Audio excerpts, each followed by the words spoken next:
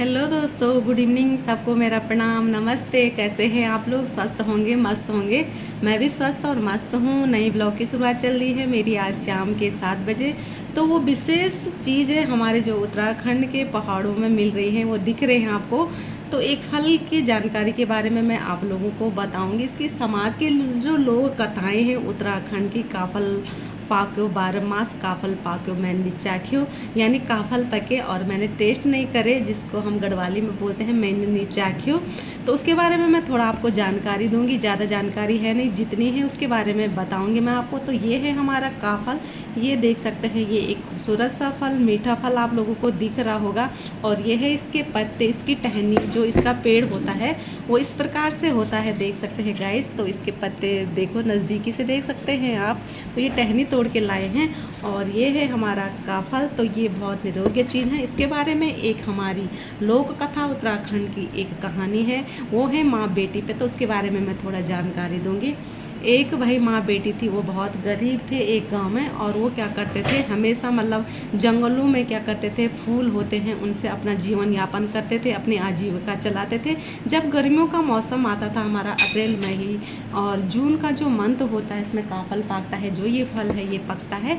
तो उनको बहुत मतलब वो उनके लिए क्या था, एक कुबेर का खजाना था। जो ये मंथ होता है, जो ये काफल का फल है, ये इनके लिए मतलब एक कुबेर का खजाना होता था। मतलब इससे ये अपने आजीविका, अपना खान पान, अपना रहन सहन करते थे। दोनों माँ बेटियाँ क्या करती थी, जंगलों में जाते थे गर्मी माह में, अप्रैल माह में। या हमारे यहाँ पे क्या होता है कि जहाँ ज़्यादा गर्म इलाके होते हैं वहाँ पे अप्रैल लास्ट में काफल पकते हैं। और जहाँ ठंडा होता है वहाँ पे मतलब मई लास्ट में, अभी तक भी काफल ही पक रहे हैं। तो क्या होता था, ये दोनों माँ बेटियाँ क्या जाते अपनी आजीविका के लिए जंगलों की तलाश करते थे, जंगलों में जाते थे। और वहाँ पे एक काफल फल है और वो टोकरी लेकर जाते थे। और दिन भर क्या करते थे, सुबह के टाइम पे या शाम भी जब जाते थे, काफलों को बिनते थे वो, और टोकरी भर भर के लाते थे। बट काफलों को मम्मी भी और उसकी जो बेटी भी है, दोनों काफल बिन बिन कर लाते थे और तब मार्केट में बेचते थे। जिससे उनका जो आजीविका थी, जो घर का जो घर में मतलब खाना पीना होता था, उसका गुजारा होता था उनका। तो एक दिन क्या हुआ, लड़की को बहुत भूख लगी हुई थी, तो काफल बिन के लाई। तो मम्मी ने कहा कि गाय, उनसे जानवर थे, गाय भैंसे जो भी है हमारे घरों में जो जानवर होते थे, उनको देखा उन्होंने। जब काफल टोकरी बिन के आए वो लेट तक, तो देखा उन्होंने कि हमारे जो जानवर हैं वो भूखे हैं। उनकी मम्मी का मन करा, लड़की को भेजना भी सही नहीं है इस धूप में।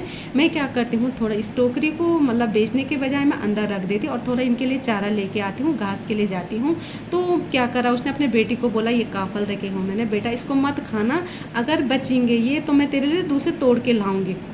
पहले हम इसको बेचेंगे, उसके बाद हम इसको तोड़ के लाऊंगी मैं तेरे लिए, तब मैं तेरा पेट भरूंगी।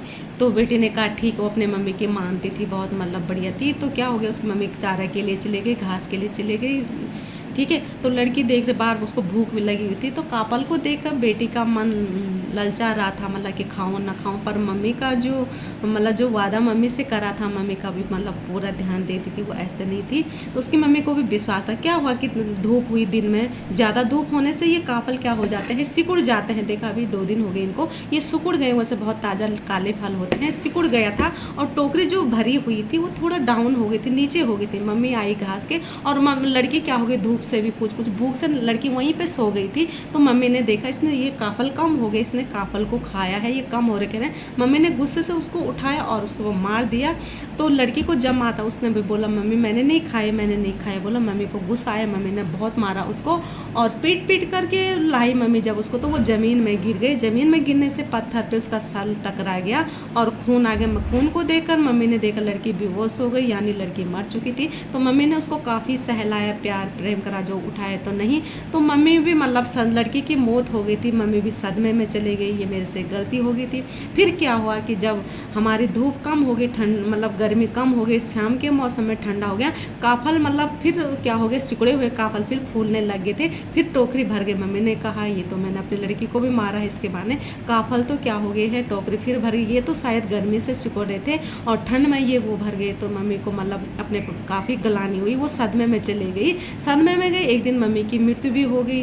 तो क्या होता है, इस काफल की एक कहानी है जिसको हम काफल पाको मिनी चाख्यो के बारे में, यानी काफल पके और मैंने टेस्ट नहीं करे हैं, तो इसके बारे में जो जानकारी दी है। तो क्या हुआ एक दिन कि मम्मी ने मम्मी और बेटियां दोनों पक्षी बन जाती हैं, एक चिड़िया बन जाती है और लड़की बोलती है यहाँ पे कि काफल पाको मैंने नीचा की, और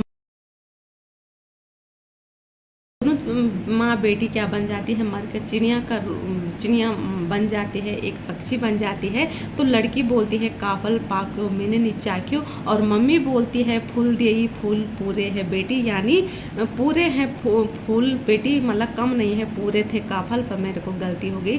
तो उत्तराखंड की जो ये लोक कथा है, रुलाने वाली जो कहानी है, कथा है, इसको सब्सक्राइब, लाइक और अपना कमेंट्स, अपना ढेर सारा प्यार और आशीर्वाद दीजिए इन दोनों बेटी और माँ को, जिन्होंने काफल के अपने इतने संघर्षों के बाद भी अपने जीवन को मतलब दावे पे लगाया है काफलों के लिए। तो उनके लिए भाई मैं भी सत सत नमन करती हूँ इन दोनों माँ बेटियों के लिए।